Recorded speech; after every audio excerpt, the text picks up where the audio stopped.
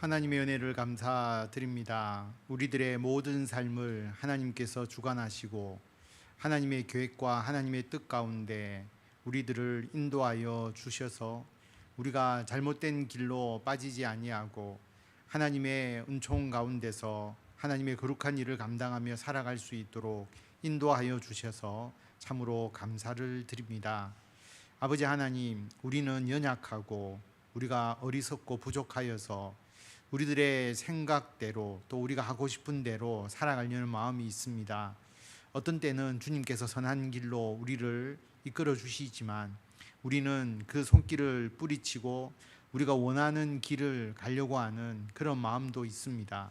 하나님, 어떤 것이 우리가 올바른 길이고 어떤 것이 하나님께서 원하시는 길인지를 잘 알지 못하고 살아가는 우리들의 삶이 오니 하나님께서 늘 우리를 이끌어 주시고 인도하여 주시고 책임져 주셔서 하나님을 위해서 살아가는 우리들이 되게 하여 주시고, 오늘 드리는 이 예배를 통해서 하나님 주님의 뜻을 분별하고 주님 안에서 복되게 하나님의 영광을 위해서 살아가는 우리들이 다 되도록 인도하여 주시옵소서. 예배를 시작합니다. 우리들의 예배를 기뻐 받으시고 오늘 예배의 처음부터 마지막까지 하나님의 놀라운 은총과 주의 복이 넘치도록 주님께서 역사하여 주시기를 간절히 빌고 원하오며 우리 주 예수 그리스도의 이름으로 기도드립니다. 아멘.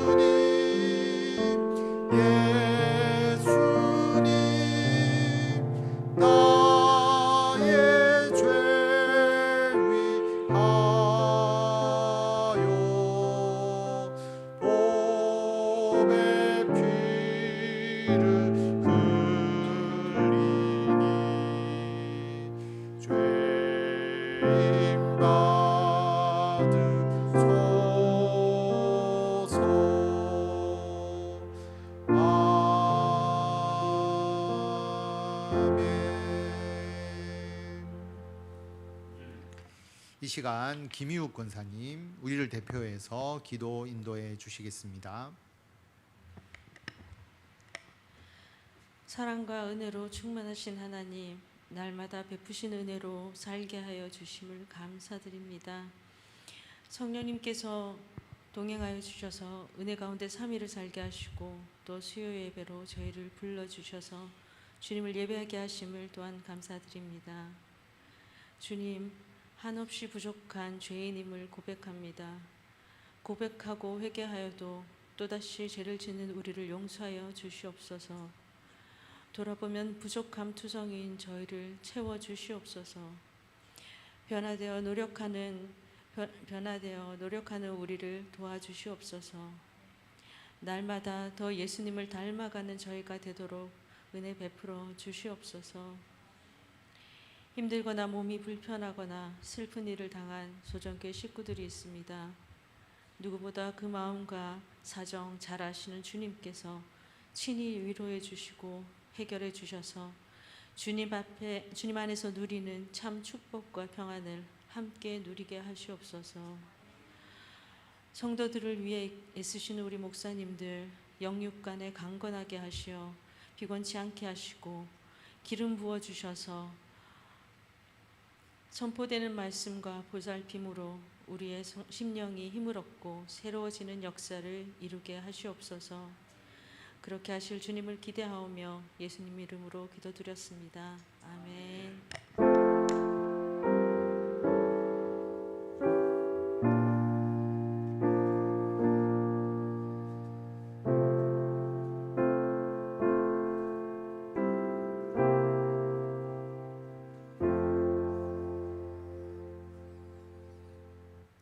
하나님의 말씀 로마서 5장 12절에서 21절까지의 말씀입니다. 한 절씩 교독하고 마지막 절을 다 같이 읽도록 하겠습니다. 그러므로 한 사람으로 말미암아 죄가 세상에 들어오고 죄로 말미암아 사망이 들어왔나니 이와 같이 모든 사람이 죄를 지었으므로 사망이 모든 사람에게 이르렀느니라.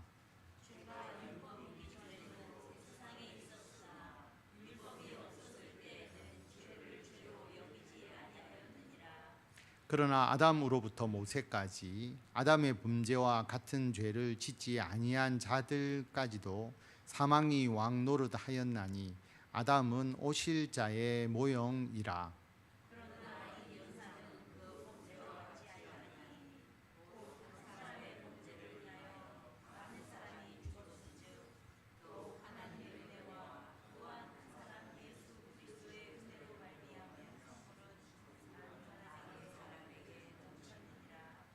또 이 선물은 범죄한 한 사람으로 말미암은 것과 같지 아니하니 심판은 한 사람으로 말미암아 정죄에 이르렀으나 은사는 많은 범죄로 말미암아 의롭다 하심의 이름이니라.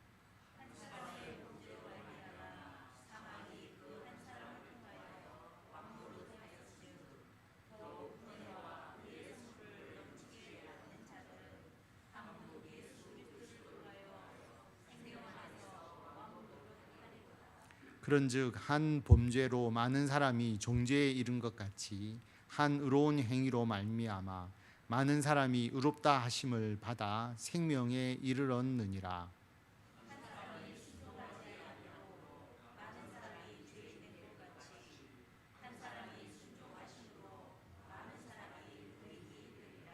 율법이 들어온 것은 범죄를 더하게 하려 함이라. 그러나 죄가 더한 곳에 은혜가 더욱 넘쳤나니 이는 죄가 사망 안에서 왕노릇한 것 같이 은혜도 또한 의로 말미암아 왕노릇하여 우리 주 예수 그리스도로 말미암아 영생에 이르게 하려 함이라. 아멘.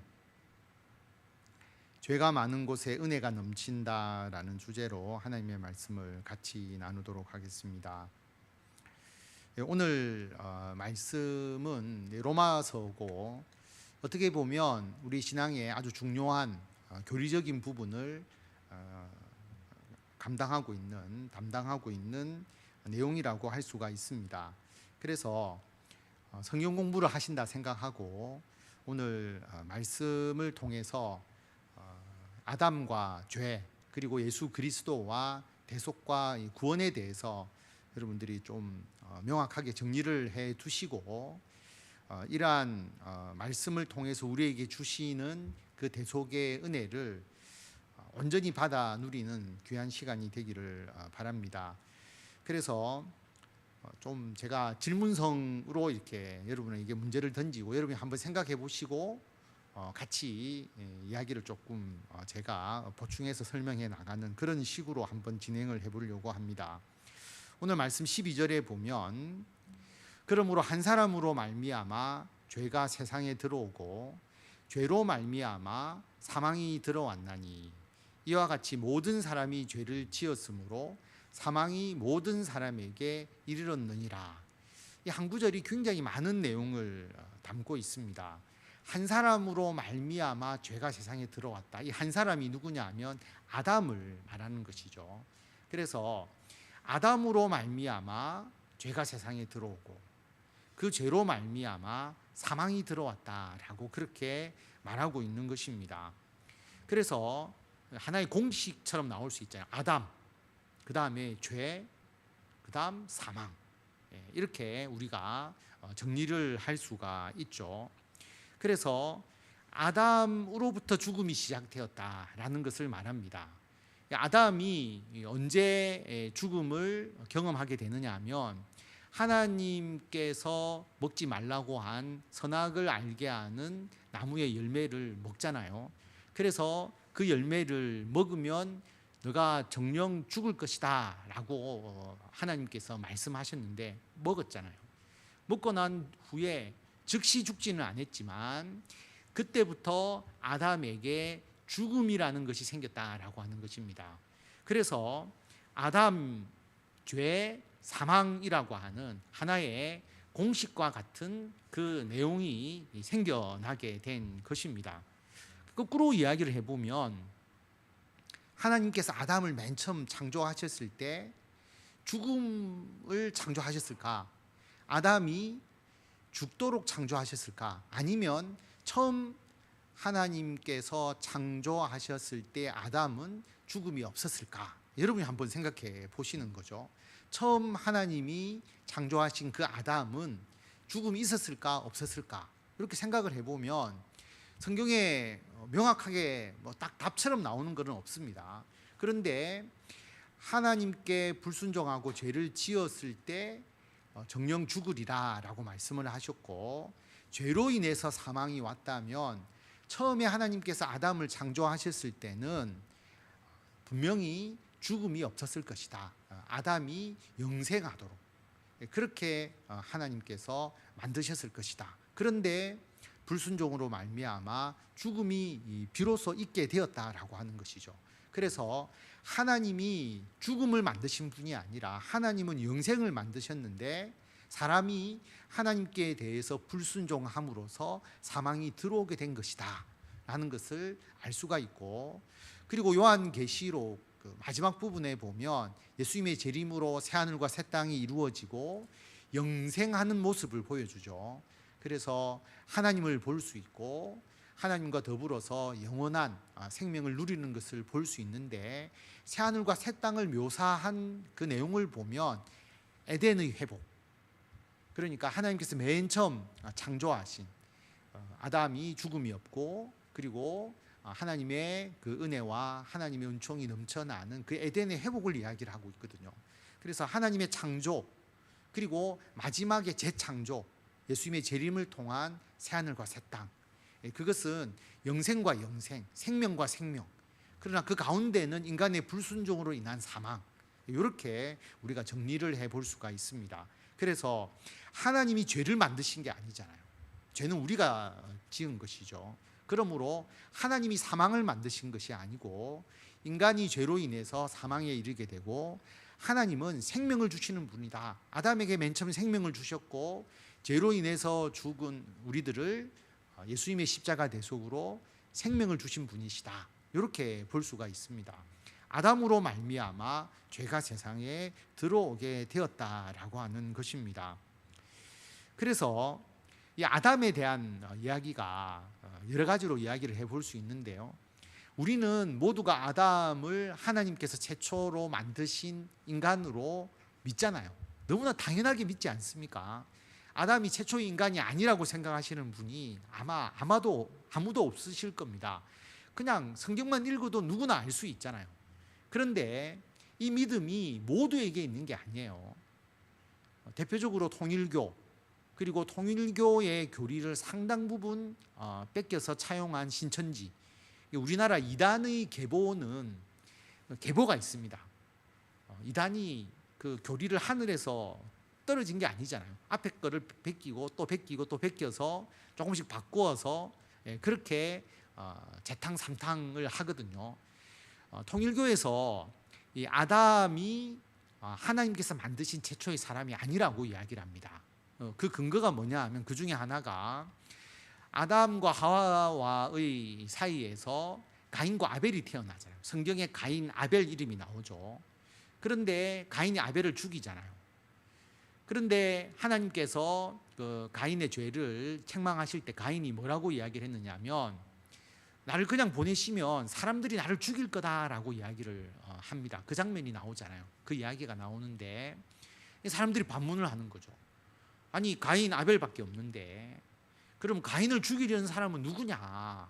가인, 아벨 외에 사람이 있었다는 거 아니냐? 그러므로 아담 외에 다른 사람이 살고 있었다. 그래서 아담이 인류 최초의 사람이 아니다. 하나님이 창조하신 최초의 사람이 아니라 많은 사람 중에서 그 아담을 이끌어서 그냥 세우신 것이다. 신천지는 아담이 최초의 목자였다라고 말을 합니다. 그러니까 신천지는 약속의 목자, 이만희를 약속의 목자라고 이야기를 하기 때문에 목자에 대한 교리가 많은데요. 아담이 최초의 목자일 뿐이지 최초로 만든 인간이 아니다라고 말하고, 그 뿌리는 통일교에서도 그렇게 가르칩니다. 통일교에서 그렇게 하고 있는 거거든요. 여러분 어떻게 생각하세요? 가인을 죽이려는 사람이 누구냐? 아담은 가인과 아벨밖에 안 나왔는데 누가 그러면 죽일 수 있느냐? 그렇게 여러분 한번 생각해 보신 적이 없습니까? 저희들도 대학교 다닐 때부터 그런 질문은 다 하고 그런 고민을 했었죠. 근데 그것은 간단하게 해결할 수 있습니다. 성경에 사람이 낳은 모든 자녀의 이름을 다 기록하느냐? 그렇지 않죠. 가인과 아벨만 낳은 것이 아니라 계속 자녀를 낳았다고 보면 됩니다. 아담과 하와가 계속 자녀를 낳은 것이죠. 낳고 하나님의 명령대로 생육하고 번성하여서 땅에 충만하기 위해서 계속 퍼져나간 것이죠. 그래서 가인이 아벨을 죽이니까 가족이잖아요, 그때는. 그러니까 왜 아벨을 죽였느냐라고 해서 거기에 있던 사람들, 가인이 떠돌아다닐 때 거기에 있던 사람이 죽일 수 있는 것이죠. 그래서 가인과 아벨 외에 아담과 하와가 자녀를 낳았다라고 하면 아무 문제 없이 해결이 될 수가 있습니다. 그런데 가인을 죽이려는 자 때문에 아담이 최초의 인간이 아니다라고 주장하게 되면 어떤 문제가 발생하느냐 하면, 잘 생각해 보십시오. 아담, 죄, 사망이거든요. 아담이 죄를 지어서 사망이 처음 들어왔다라고 이야기를 하는데, 아담이 최초의 인간이 아니라면, 아담 외에 그때 많은 사람이 살고 있다면 그 사람의 조상은 누구냐라는 것이 문제가 되죠. 그렇지 않습니까? 아담이 인류의 최초의 조상이 아닌 거예요. 아담 외에 다른 조상들이 많이 있었던 겁니다. 그럼 그 사람들은 죄가 있었느냐, 죄가 없었느냐, 이 질문을 할 수 있죠. 왜냐하면 성경은 분명하게 아담부터 죄가 시작되었다라고 말하거든요. 그런데 아담 외에 많은 사람이 살고 있었다면 그 사람은 죄가 있는 사람이냐, 그 사람은 사망이 있는 사람이냐고 물어보면 대답을 못합니다. 자, 사망이 없었다라고 말하면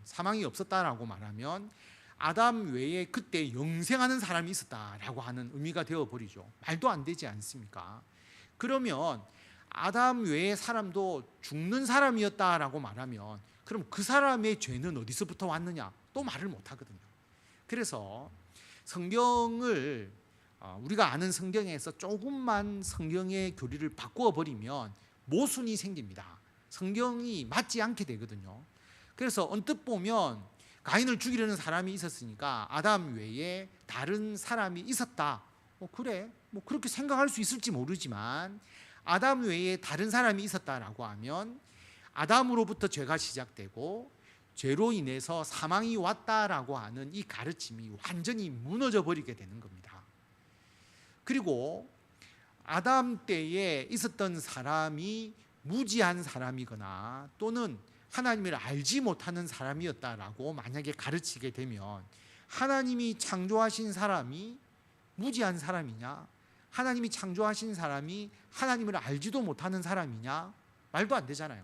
하나님이 창조하셨는데 그 사람이 하나님을 알아보지 못하고 하나님과 영적으로 교통하지 못하는 사람이라면 말이 안 되잖아요. 그러니까 다 모순에 빠지게 되는 겁니다. 그래서 가인을 죽이려고 했던 그 사람이 있었다. 그래서 아담이 최초의 인간이 아니다라고 하는 것은 일종의 미끼라고 볼 수 있고요. 그 미끼를 딱 물면 그 다음부터 예수 그리스도의 십자가의 대속, 그 다음에 그 앞에 사망, 그 앞에 죄, 그 다음 앞에 아담, 이 모든 것이 다 허물어져 버리거든요. 그래서 가인을 죽이려는 사람이 있었다, 아담이 최초의 인간이 아니다라고 하면 결국 무엇을 부인하게 되느냐 하면 예수님의 십자가의 대속으로 온 인류를 구원하셨다는 것을 완전히 부인하게 되는 것입니다. 파장이 거기까지 이르게 되는 거예요. 그래서 오늘 이 시작은 아담, 죄, 사망으로 시작을 했지만 결국 이 사망은 예수 그리스도를 통해서 우리에게 영생으로 바뀌어지게 되는데 그 시작이 아담이고 그리고 영생을 이루신 분이 예수님이시다. 이렇게 딱 대칭적으로 되어 있기 때문에 앞에 게 허물어지면 뒤에 것도 허물어지는 겁니다. 그래서 절대로 그런 가르침에 여러분이 조금도 미혹될 필요가 없습니다. 미혹되어서도 안 되고요. 그래서 아담으로 말미암아 죄가 세상에 들어왔다. 그리고 죄로 말미암아 사망이 들어왔다. 여기서 죄가 뭔가라는 질문을 던질 수 있죠. 죄가 뭐냐? 그렇게 물어봤을 때 여러분이 어떻게 대답을 하시겠는가? 죄에 대한 여러분의 생각을 한번 정리를 해보십시오. 자녀들이 또는 아동부 아이들이 집사님 또는 장로님 또 권사님 죄가 뭐예요? 라고 물어보면 딱 한마디로 이야기해 줄 수 있어야 되는데 죄는 거짓말하는 걸까? 도둑질하는 걸까? 십계명을 안 지키는 걸까? 여러 가지 이야기가 있을 수 있잖아요. 그런데 죄를 딱 한마디로 정의하면 하나님에 대한 불순종이죠. 하나님에 대한 불순종. 제가 뭐냐라고 하는 것을 딱 정해놓는 게 아니고요. 포괄적으로 하나님에 대해서 불순종하는, 하나님의 말씀에 불순종하는 것이 죄입니다. 이렇게 정리를 해야 되죠. 그래서 하나님의 말씀에 불순종하면 사망에 이르게 되는 것이다 라는 것을 말하고 있는 거죠. 죄의 결과가 사망이니까 불순종의 결과가 사망이다 라고 하는 겁니다. 그러면은 불순종이 있으려고 하면 그 전에 하나님의 명령이 있어야 되죠. 하나님의 말씀이 있어야 되죠. 하나님께서 아무 말씀을 안 하셨는데 우리가 불순종이라고 할 수는 없지 않겠어요. 하나님이 뭐라고 말씀하셨기 때문에 그 말씀을 지키지 않은 게 불순종이 되는 것이죠. 그래서 하나님과 우리와의 관계에서 하나님의 명령이 있다라고 하는 거죠. 그럼 사람이 그 명령을 알아들어야 되잖아요. 그래서 호모 에렉투스나 오스트랄로피테쿠스나 사람이 그 이전에 유인원이거나 말도 제대로 못하고 지능도 떨어지고 그렇다면 그 사람은 하나님과 교통할 수가 없잖아요. 그럼 그 사람들에게 무슨 죄를 물어요? 그렇지 않습니까? 동물에게, 가축에게, 벌레에게 죄를 묻나요? 그렇지 않잖아요.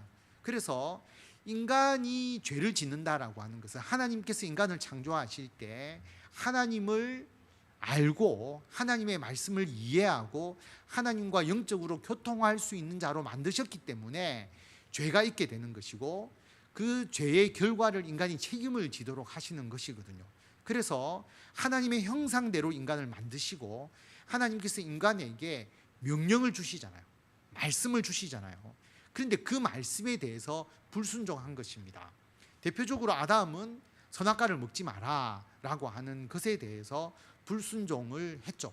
아담의 죄는 선악과를 먹은 게 아니고요, 하나님의 말씀에 불순종한 겁니다. 그게 중요한 것이지 뭐 선악과를 먹고 안 먹고가 사실 중요한 것은 아니죠. 물론 선악과를 먹은 게 불순종이지만 핵심은 불순종했다라고 하는 것이 더 중요한 죄다라고 하는 것입니다.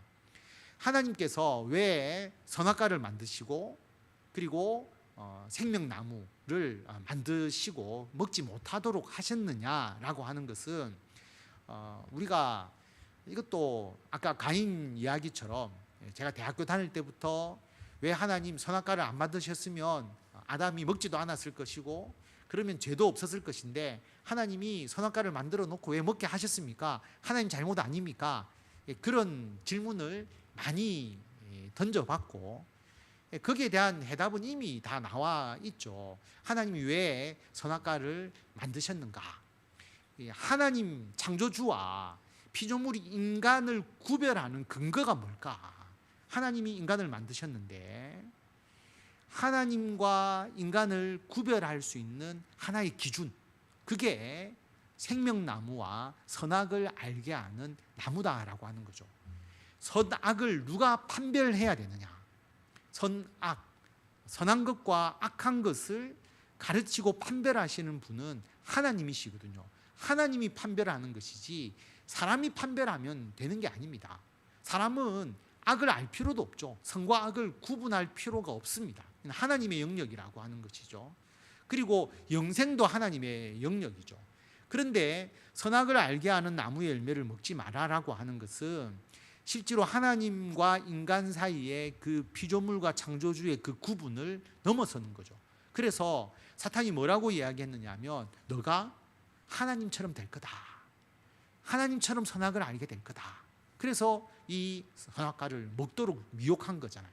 하나님같이 되는 것, 인간의 교만을 부추기는 것, 이게 사탄의 전략이었고 거기에 아담이 넘어가서 하나님의 말씀에 불순종한 거잖아요. 뭐하고 똑같으냐 하면 이런 겁니다.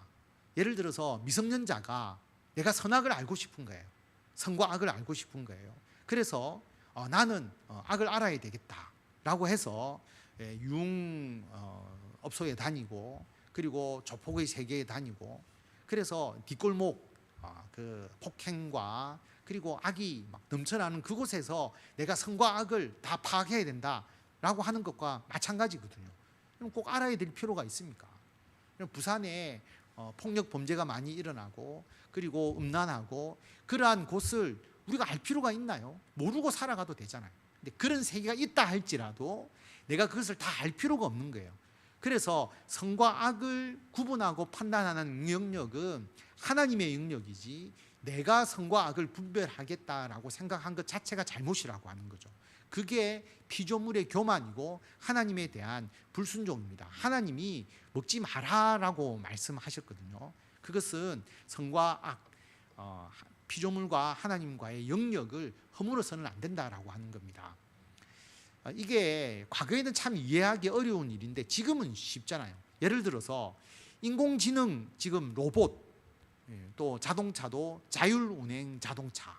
그래서 우리가 운전하지 않아도 이제 자율적으로 센서를 통해서 다 이 주변 환경을 인식하고 자동차가 운전이 있게 되고요. 그 다음에 로봇이 인공지능을 가지고 스스로 판단해서 다 모든 걸 행합니다. 그럼 로봇에게 모든 것을 할 수 있도록 권한을 줄 것인가? 사람이 로봇을 만들면서 그렇지 않고 로봇은 로봇이어야 한다라는 하나의 기준, 이것을 설정해야 되지 않겠느냐? 그래서 가장 대표적 기준이 뭐냐 하면 로봇은 사람을 공격해서는 안 된다라고 하는 그 기준을 프로그래밍 해놓잖아요. 절대로 깨트릴 수 없는, 로봇이 인간에게 해를 끼치면 안 된다, 인간을 죽여서는 안 된다.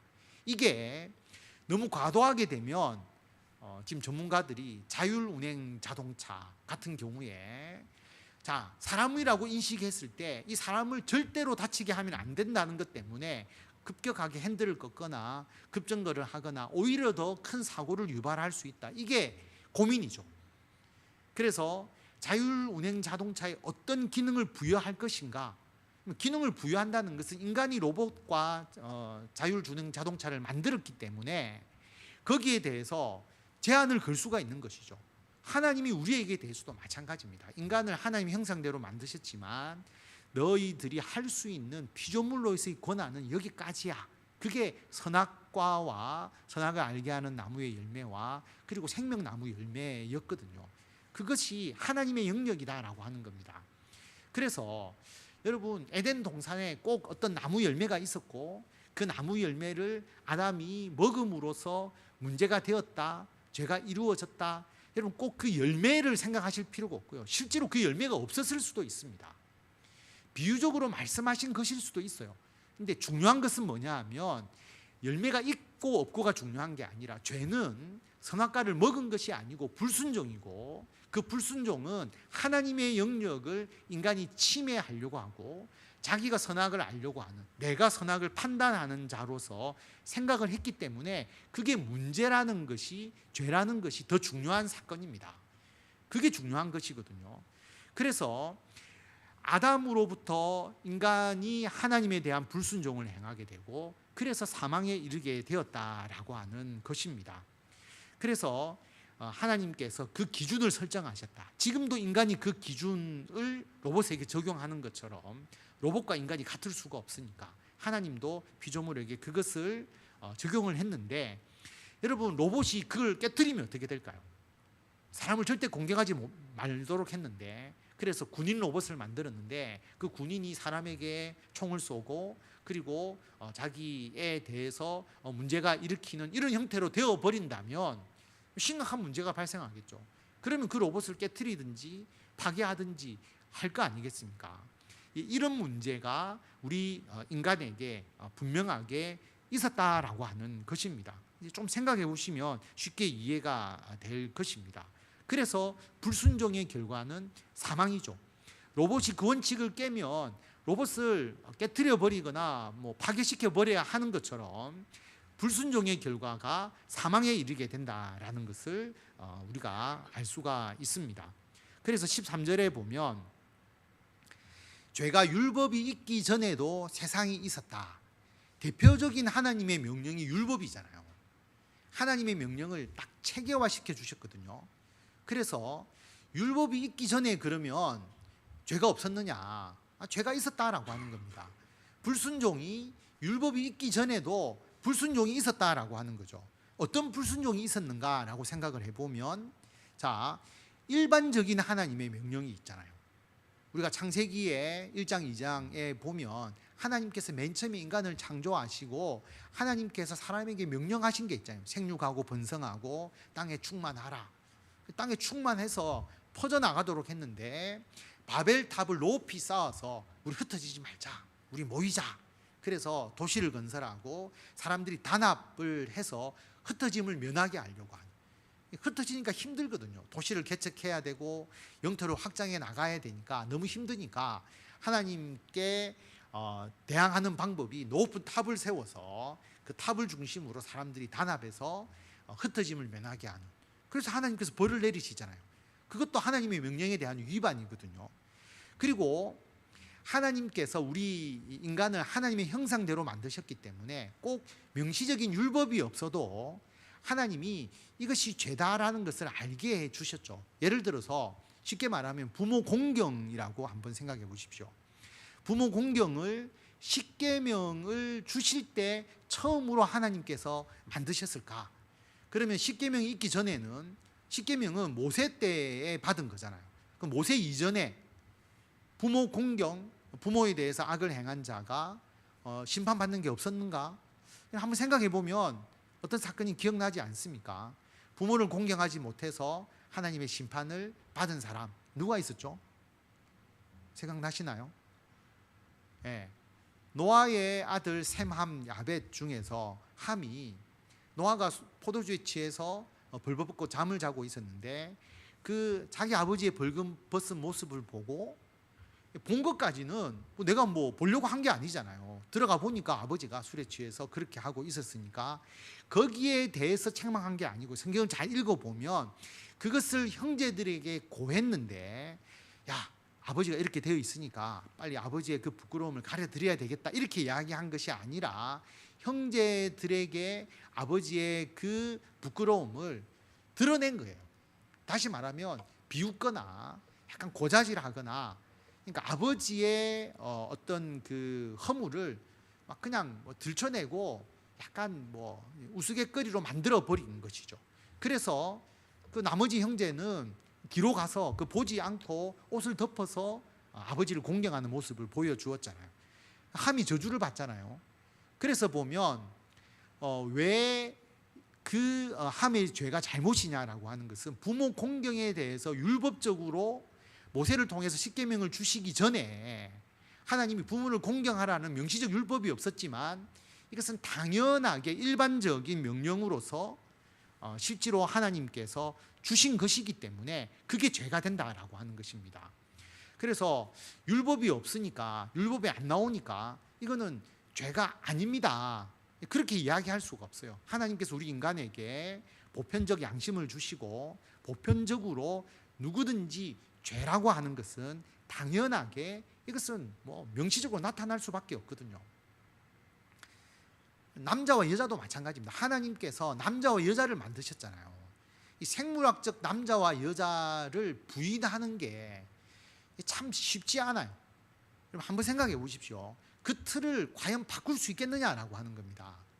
지금은 제가 여러 번 동성애 부분에 대해서 말씀을 드렸지만, 지금은 남성 여성이라고 구분하는 것이 정근대적으로 생각하잖아요. 선진국에서는 성을 자기가 결정합니다. 분명히 생물학적으로 남자인데 나는 여성입니다, 나는 양성입니다 체크하면 그게 자기가 남성도 될 수 있고 여성도 될 수 있고, 남자가 됐다가 여성도 될 수 있고 마음대로 바꿀 수가 있거든요. 여러분 그것으로 인한 사회적 폐해가 얼마나 큰지 한번 깊이 있게 생각해 보면, 여러분 한번 생각해 보세요. 남자 기숙사에 여자가 들어오고 여자 기숙사에 생물학적인 남자가 들어올 수 있는 거예요. 그리고 같이 옷을 갈아입고 같이 샤워를 해야 되는 문제가 일어나게 되니까 거기에 대해서 여러 가지 문제를 제기하는데, 성정체성을 자기가 결정해야 된다라고 하는 것, 이것은 하나님의 창조의 섭리를 뒤집는 거잖아요. 물론 성이 생물학적으로 모호한 X, Y 염색체가 모호한 사람이 있을 수는 있겠지만, 그건 돌연변이에 의해서 생겨나는 것이지, 우리 모든 전 세계 사람들이 남성과 여성으로 구분되고 있는데 이런 부분을 허문다는 것은 여러분 분명히 올바르지 않고 많은 문제를 야기하는 것이거든요. 요즘 출산율이 줄어드니까 어떤 분이 칼럼을 썼는데, 동성결혼을 허용하고 동성결혼이 자녀를 가질 수 있도록 해줘야 출산이 늘어난다. 말도 안 되는 얘기잖아요. 동성결혼을 허용해 준다고 해서 어떻게 출산이 늘어나요? 다 입양하는 것밖에 없는데, 그게 과연 그 아이가 자기가 낳은 부모가 아닌데 그게 가능할까? 이런 부분이 있을 수는 있겠죠. 물론 이제 그 인공 수정에 의해서 다른 사람의 정자나 또는 다른 사람의 난자를 통해서 그렇게 임신을 할 수는 있겠지만, 거기에 따른 여러 가지 문제가 분명히 있을 거다라고 하는 것이죠. 그래서 율법에 명시되지 않았다고 할지라도 분명히 죄가 있다, 하나님께서 일반적 명령으로서 그러한 죄에 대해서 이야기를 하셨다라고 하는 것이고요. 그러나 율법이 없었을 때에는 죄를 죄로 여기지 아니하였다.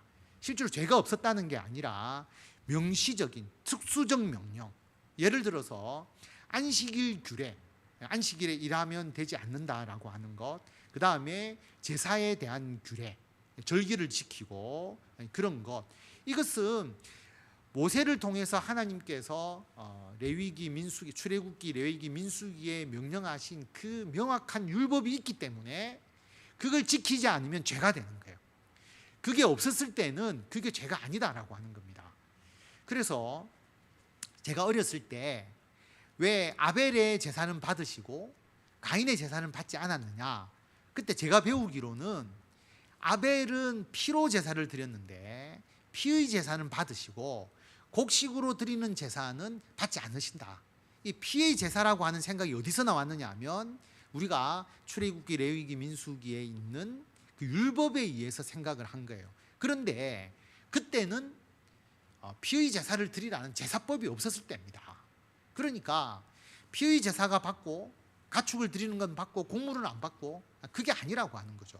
그래서 히브리서에 보면 가인은 하나님께 믿음으로 드리지 않고 잘못 드린 것이고 아벨은 믿음으로 드린 것이라는 분명한 해답이 있지 않습니까? 그래서 율법이 있기 전에는 죄가 아니었어요. 분명히 죄가 아니었습니다. 그래서 그런 문제가 실제로 있지 않다라고 하는 것이죠. 그런데 율법을 주시면 그때부터 그게 죄가 되는 겁니다. 그래서 율법이 없었을 때에는 죄를 죄로 여기지 않는다라고 하는 것은 이것은 명시적인 특수적인 율법에 의해서 정해지는 죄를 말합니다. 그래서 죄가 의미가 좀 다르게 쓰여졌기 때문에 어떻게 보면 모순처럼 보이잖아요. 율법이 있기 전에도 죄가 있었다라고 이야기해 놓고 율법이 없었을 때는 죄를 죄로 여기지 아니하였다. 죄는 있지만 율법에 의해서 명시적으로 정하는 죄는 없었다라고 이야기를 하는 겁니다. 집에서도 그런 게 있잖아요. 늦게 들어오면 자녀가 늦게 들어오거나 또 남편, 아내가 늦게 들어오는 경우는 잘 없잖아요. 그러니까 남편이 주로 늦게 들어오면 아내가 짜증을 내거나 또 자녀가 늦게 들어오면 꾸중하잖아요. 근데 늦게 들어온다는 기준이 사실 몇인지는 안 정해졌는데, 그런데 만약에 그 기준을 정한다고 생각해 보십시오. 9시까지 들어와. 9시를 넘기면 그 규정을 어긴 게 되잖아요. 그러면은 죄가 돼버리는 거거든요. 명시적으로 딱 시간을 정하고 통금 시간을 가정에 정해버리는 순간 그것을 지키지 못하면 죄가 되는 겁니다. 안 정하면 상관없어요. 분명히 늦게 들어온 것이 잘못한 건 맞는데 9시 30분에 들어오는 게 죄인지 아닌지가 좀 헷갈리는데, 분명히 9시까지 들어와라고 집에서 통금을 정해버리면 9시를 넘기면 명시적인 죄가 되는 것이죠. 그래서 하나님께서 이스라엘 백성을 출애굽시키시고 시내산에서 딱 그 죄에 대해서, 그 율법에 대해서 언약을 맺잖아요. 언약서를 읽어주고 그리고 그 율법을 가르치고 너희들 이거 지킬래? 우리 지키겠습니다. 맹세하고 다 기록하고 그리고 피를 뿌려서 이 언약을 맺거든요. 시내산 언약이라고 하잖아요. 그래 놓고 지키지 않으니까 당연히 죄가 되는 것이죠. 그래서 이스라엘 백성들은 하나님의 율법을 지켜야 할 의무가 있는 겁니다. 자기가 맹세했기 때문에. 이방인들은 율법과 맹세 안 했거든요. 그래서 이방인들이 제사를 지키지 않고 절기를 지키지 않는다고 하나님이 그 이방인들을 죄라고 이야기하지 않습니다. 그래서 선지서를 보면 제가 지난주 주일에도 말씀을 드렸지만 이방인들은 너희들 폭력을 행하고 다른 사람을 착취하고 너희들 그 악을 행하는 것에 대해서 책망을 하지만 유대인들에 대해서는 너희가 절기를 지키지 않고 하나님의 제사를 도둑질하고 이걸 책망하시거든요. 기준이 달라요. 이방인들은 율법에 의해서 맹세하지 않았기 때문에 율법이 그들에게 적용이 되지 않는 것입니다. 그래서 율법의 중요성은 뭐냐 하면 죄를 죄로 깨닫게 하는 것이 율법이다라고 하는 것입니다. 그래서 14절에 보면 아담으로부터 모세까지 율법이 없었을 때를 말합니다. 모세 때부터 율법이 생겼으니까 아담의 범죄와 같은 죄를 짓지 아니한 자들까지도 사망이 왕노릇했다. 아담부터 불순종이 시작되었고 아담을 통해서 사망이 이루어졌는데 그 모든 인류의 구소는 아담의 육체로부터 태어난 자들이기 때문에 죽음을 가질 수 있는 육체로 태어날 수밖에 없는 것이죠. 그래서 여러분 원죄라는 것이 우리들에게 그냥 임하는 그 원죄가 아니고요. 우리 인간의 이 육체는 죽음에 이를 수밖에 없고 하나님에 대해서 완벽하게 순종할 수 없는 그런 인간의 육체를 가지고 있는 우리의 생각, 우리들의 마음, 우리들의 본성이 있다는 것이죠. 그래서 우리가 하나님의 나라에서 영생하기 위해서는 우리들의 이 본성이 사라져야 되는, 변해야 되는 겁니다. 그래서 우리에게 부활이 필요한 것이죠. 이 육체 그대로 우리가 영생할 수가 없어요. 그래서 하나님께서 맨 처음 창조하신 아담의 원래의 모습으로 변화되어 가는 것, 변화되는 것, 이것이 예수님의 재림으로 이루어지는 우리들의 부활을 의미하는 것과 같습니다. 그래서 아담의 범죄와 같은 죄를 짓지 아니한 자들도 사망이 왕노릇하였다. 아담부터 불순종이 시작되고 모든 인간은 그러한 죄를 지을 수밖에 없는, 율법이 있든 없든 간에, 율법이 있든 없든, 계약을 맺었든 맺지 않았든 모든 사람은 죄가 있다는 것입니다. 그래서 복음을 받아들이기 이전에도 죄가 있는 겁니다. 아담의 후손, 모든 인류가 아담의 후손이니까 아담 후손 아닌 사람은 아무도 없거든요. 그래서 모두가 죄인이다라는 것을 말합니다. 그래서 아담이 오실자의 모형이다, 그리스도의 모형이라고 말하거든요. 좀 말이 안 되지만 이건 어떤 의미냐 하면, 아담 한 사람으로부터 죄가 시작되고 사망이 이루어졌기 때문에 한 사람 때문에 사망이 왔잖아요. 그러면 한 사람만 있으면 또 생명에 이를 수 있다는 거죠. 그 한 사람이 누구냐? 예수 그리스도라고 하는 겁니다. 그래서 사망에 이르게 한 사람은 아담이고, 우리를 영생에 이르게 한 사람은 단 한 사람밖에 없는데 예수 그리스도라고 하는 겁니다. 그래서 아담이 그리스도의 모형이라고 말하는 것입니다. 그래서 15절에 보면, 그러나 이 은사는 예수님께서 우리에게 주신 십자가 대속, 영생의 은사를 말하는 것인데, 아담의 범죄와 다르다. 아담의 범죄는 한 사람의 범죄 때문에 모든 인류가 죽었잖아요. 그런데 예수 그리스도의 은혜로 말미암는 선물은 단 한 사람 때문에 모든 사람이 영생을 누릴 수 있도록 해주시는 것이잖아요. 16절에 보면, 범죄한 한 사람, 아담 때문에 말미암는 것과 같지 않다, 예수님의 선물은. 왜냐하면 아담은 정죄에 이르게 했고 예수님은 우리들을 의롭게 하셨다라고 하는 것입니다. 계속 이것을 강조하고 있죠. 한 사람의 범죄, 아담의 범죄로 말미암아 사망이 그 아담 때문에 왕노릇했다. 모든 사람이 사망에 이르게 되었으니까. 그런데 예수 그리스도를 통해서 십자가의 대속을, 은혜를 받고 우리가 생명을 누리니까 예수님을 통하여서 생명이 왕노릇하게 되는 겁니다. 아담과 예수님이 딱 대칭적으로 죄와 사망, 그리고 십자가 대속과 영생, 이게 딱 대칭이 되도록 그렇게 설명하고 있습니다. 그래서 아담의 범죄로 많은 사람이 정죄에 이르렀지만 한 의로운 행위, 예수님의 십자가 대속으로 말미암아 많은 사람이 의롭다 하심을 받아 생명에 이르렀다라고 하는 것이죠.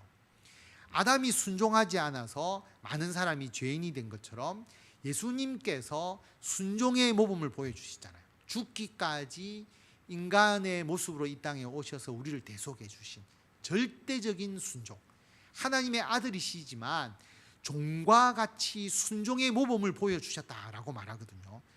아담은 불순종했지만 신이신 하나님의 아들이 우리 인간에게 완벽한 순종의 모습을 보여주심으로 우리를 죄에서 구원하시고 의롭게 해주셨다라고 하는 것입니다.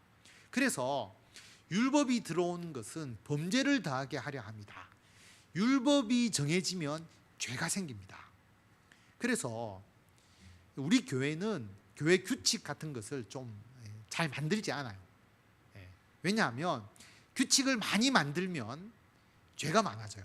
실제로 보면 가정에서 가족들끼리 이거 꼭 뭐 하세요, 네 하겠다, 뭐 그래서 뭐 계약서를 쓰거나 아니면은 자기가 꼭 그렇게 하겠다고 뭐 결단서를 쓰거나 뭐 잘못하면 뭐 쓰라 하잖아요. 막 이렇게 쓰면 다 죄인이 됩니다. 왜냐하면 못 지킬 가능성이 굉장히 많거든요. 그래서 규정을 만들면 다 죄인을 양산하는 거예요. 규정을 만들면 죄에 또 죄를 만드는 겁니다. 공무원 하신 분은 알겠지만 공무원 여비 규정이 한 이 정도 두껍습니다. 그럼 생각해 보세요. 출장을 가는 사례가 얼마나 많겠습니까? 굉장히 많겠죠. 그거를 죄가 없게 만들기 위해서 규정을 만들다 보니까 여비 규정이 이만큼이에요. 그냥 갔다 오고 대강 주면 되지. 그게 안 된다라고 하는 거죠. 교회도 마찬가지입니다.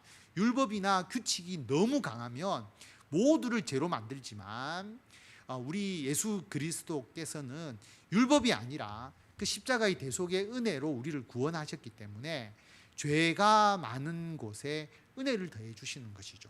그래서 오늘의 주제인데, 우리가 지난 주일날 설교할 때 바리새인은 나는 의롭습니다. 자기는 죄가 없다고 이야기하잖아요. 그럼 죄가 없다고 생각하는 사람은 뭐냐 하면 십자가 대속의 은혜에 대한 감동도 없고 주의 십자가의 은혜에 대한 사모함이 없어요. 그런데 내가 죄인입니다라고 정말 고백할 수 있는 사람이라면 예수님의 십자가의 대속의 은혜에 대해서 더 감사할 수 있게 되는 거죠. 그런데 죄라고 하는 것은 내가 법적으로 뭐 살인을 하거나 간음을 하거나 도둑질을 하거나 그런 사람들은 십자가의 은혜를 더 빨리 깨닫겠죠. 분명히 자기가 죄를 지었으니까. 주님, 내 죄를 용서해 주십시오. 그러면서 십자가 은혜에 도달할 수 있는데, 좀 거룩하게 산다고 하는 사람들, 특별히 나쁜 짓을 하지 않는 사람들은 죄에 대해서 알지 못한다라고 하는 거죠. 별로 나쁜 짓 한 것처럼 안 보이거든요. 그래서 제가 초등학교 때 저를 가르쳤던 교회에 그 선생님이 계신데, 초등학교 선생님이시면서 아동부를 맡아서 하셨어요. 시골 교회니까 전도사가 없으니까. 그래서 뭐 아동부 담당하시는 분이 없으니까 그 집사님이 하셨는데, 꼭 집사님은 이렇게 죄의 항목을 조목조목 이야기하시면서 죄 짓지 않은 사람 손 들어봐라. 저는 그 항목에 해당되는 게 하나도 없었어요. 초등학교 때 착하게 살았으니까, 모범적으로 살았으니까. 눈 감고 손 들어봐 하는데 저는 항상 죄 없는 사람의 손을 들었어요. 어릴 때는 죄에 대해서 잘 몰랐으니까.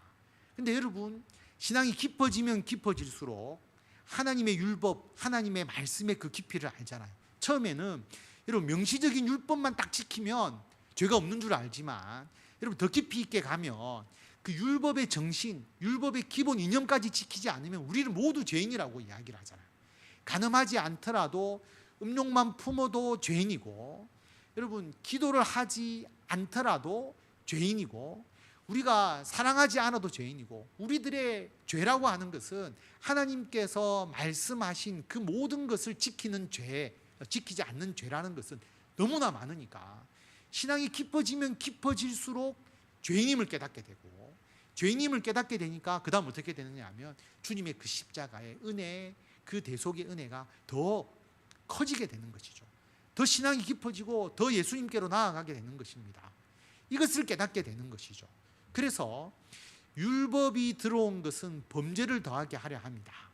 하나님께서 구약의 율법을 주시고 예수님께서 구약의 율법을 뛰어넘는 말씀을 주셨는데, 그것은 우리들이 주님 안에서 죄인일 수밖에 없다는 것을 깨닫게 해주는 것이고, 그러나 죄책감을 주는 것이 아니라 결국 우리들에게 무엇을 주시느냐 하면 주님의 십자가의 은혜에 대해서 감동할 수 있도록, 그 은혜에 대한 사모함, 감사함이 넘쳐날 수 있도록 해주신다라고 하는 것이죠. 이게 중요한 겁니다. 그래서 교회는 죄인들이 모이는 곳이잖아요. 그 죄인이라고 하는 것을 어떤 사법적인 죄를 지은 사람들이 아니라 죄인임을 깨닫는 자들이 모이는 것이고요. 의롭다고 생각하는 사람들이 교회에 와서 신앙생활을 하면서 모두가 죄인임을 깨닫게 되는 것이 이 교회의 역할이고, 그 정죄하는 것이 아니라 모두가 주님의 십자가의 은혜에 감동하고 은혜 가운데 살아가도록 하는 것이 우리들의 이 교회의 역할이다. 그것을 행할 수 있어야 진정한 교회입니다. 우리 교회가 그런 은혜가 넘쳐나는 교회가 되어야 하는 것이죠. 21절 다 같이 한 목소리로 읽겠습니다. 이는 죄가 사망 안에서 왕노릇한 것 같이 은혜도 또한 의로 말미암아 왕노릇하여 우리 주 예수 그리스도로 말미암아 영생에 이르게 하려 함이라. 아멘. 아담으로부터 죄가 시작되고 불순종이 시작되고 사망이 이르게 되었다면, 예수님을 통해서 십자가의 대속의 은혜를 우리에게 주시고 영생이 이루어졌다, 이러한 대칭 관계에 있다라고 하는 것을 기억하시고, 주님께서 주신 이 귀한 구원과 영생을 누리기 위해서 우리는 죄인임을 깨닫고 그 죄에 대한 대속의 은혜에 늘 감사하면서 주님을 위해서 살아가시는 모든 성도 여러분들이 다 되시기를 바랍니다. 찬송가 254장 다 같이 찬송 드리겠습니다.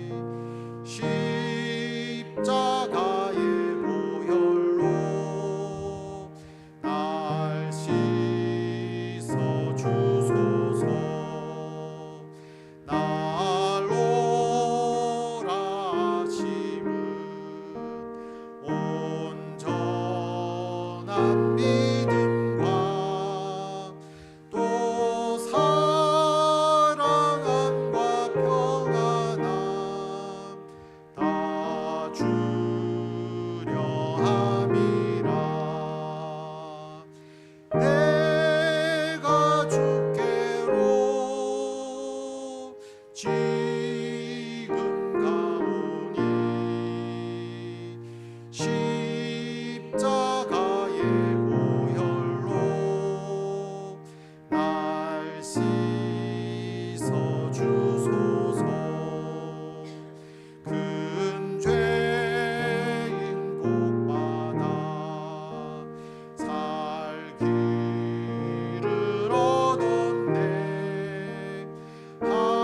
한없이 넓고 큰 은혜 베풀어 주소서. 내가 주께로 지금 가오니 십자가의 보혈로 날 씻어 주소서. 그 피가 맘속에 큰 증거 됩니다. 내 기도 소리 들으사 다 허락하소서. 내가 주께로 지금 가오니 십자가의 보혈로 날 씻어 주소서.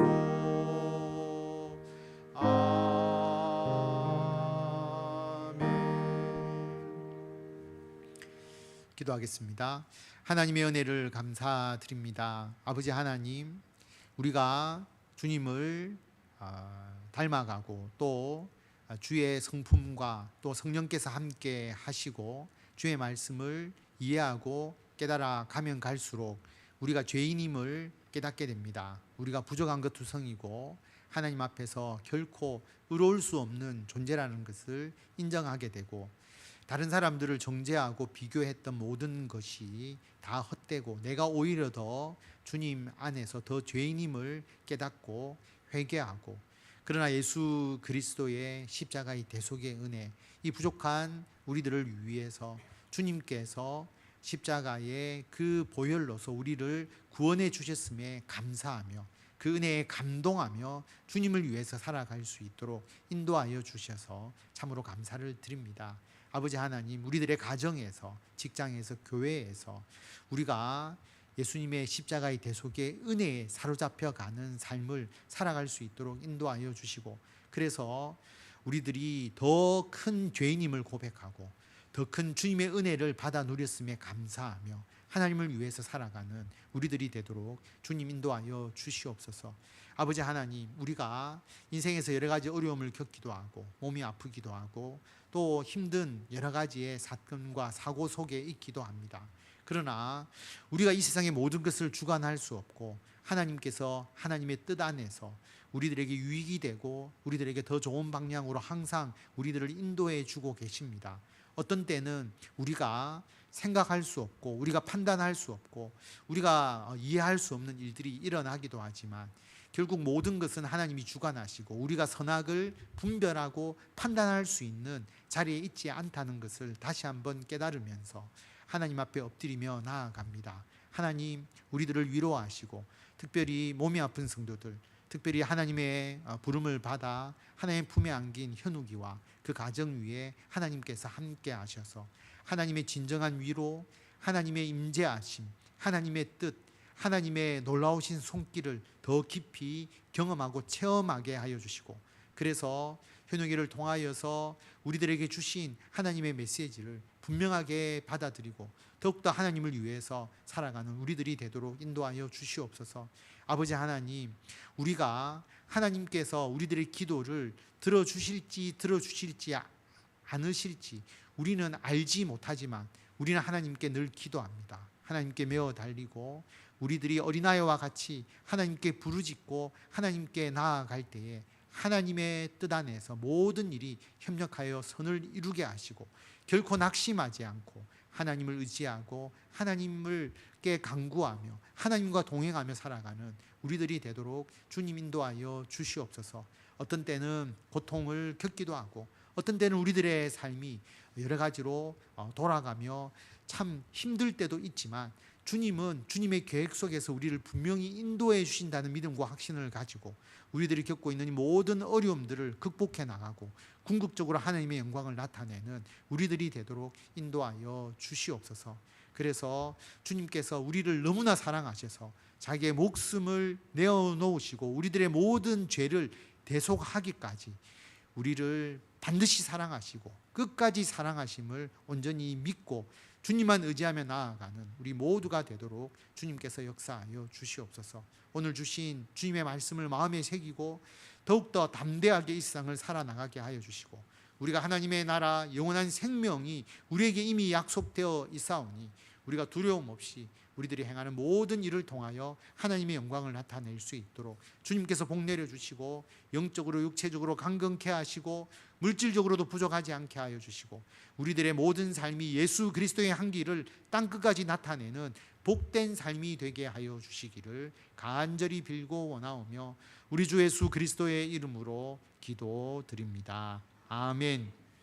우리 주 예수 그리스도의 은혜와 하나님의 무한하신 사랑과 성령님의 감화, 감동, 교통케 하심이 주님 앞에 더욱더 큰 죄인임을 깨닫고 더욱더 우리를 사랑하시고 우리들을 대속하여 주시고 영원한 생명을 주신 하나님의 그 크고 놀라우신 그 은혜에 감사하면서 맡겨진 주님의 일을 위하여서 가정과 직장과 교회에서 하나님의 나라를 위하여 헌신하기를 원하는 모든 성도들 위해 지금부터 영원토록 함께 하시기를 간절히 축원하옵나이다. 아멘.